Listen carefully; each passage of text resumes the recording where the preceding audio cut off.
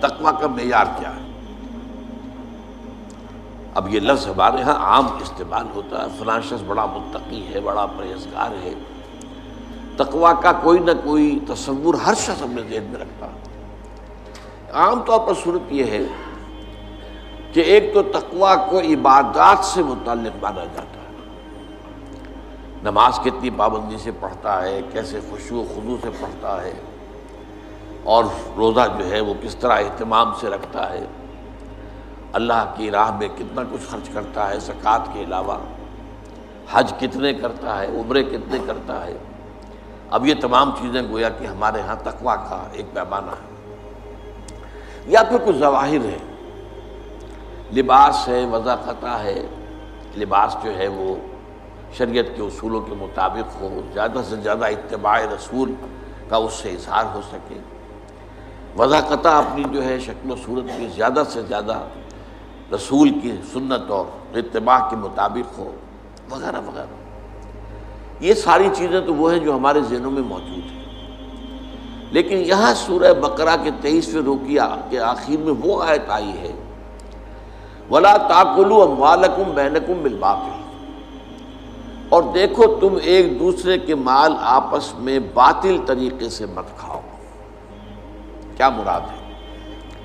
دنیا میں ظاہر بات ہے ہم زندگی گزارتے ہیں، لین دین تو ہوتا ہے نا، آپ گئے، آپ نے کچھ پیسے دیے، کوئی چیز خریدی، اب بیچنے والے نے اگر دھوکہ دیا ہے تو جو پیسے آپ نے اسے دیے وہ اس کے لیے حرام ہو گئے۔ اگر اس نے اپنی اس شے کا نقص چھپایا ہے تو اس نے اپنے اوپر اس آمدنی کو حرام کر لیا۔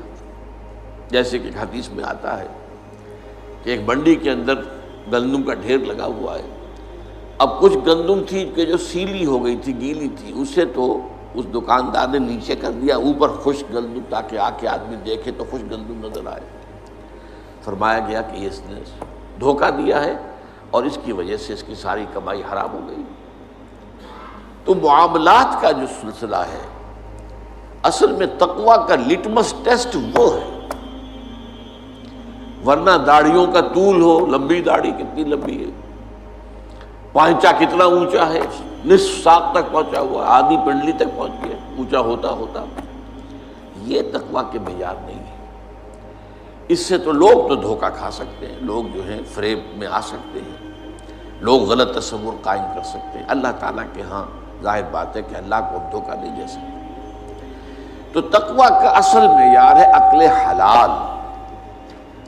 اگر رزق حلال نہیں ہے تو کوئی تقویٰ نہیں، نمازوں کے ڈھیر ہوں، نوافل کے انبار ہوں، کوئی تقویٰ نہیں۔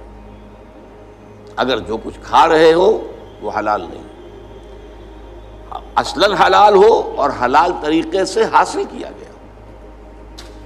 اب ایک شخص تو سور کھا رہا، سور کا گوشت کھا رہا ہے، آپ سب کہیں گے چھی چھی چھی چھی چھی، حرام کھا رہا ہے، حرام کھا رہا ہے۔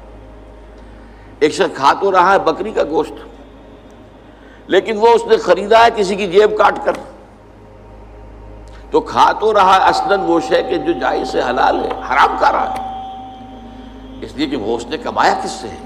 اس کمائی سے کمایا ہے جو اس نے چوری کر کے کسی کی جیب کاٹ کر کے حاصل کی۔ تو اس طریقے سے حرام کا سلسلہ بڑھتا چلا جاتا ہے۔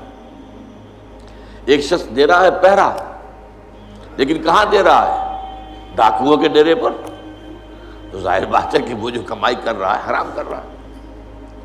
ایک شخص پہرے دار بنا کھڑا ہے، گارڈ ہے بینک کے دروازے پر، تو حرام ہے، کام غلط کر رہا ہے۔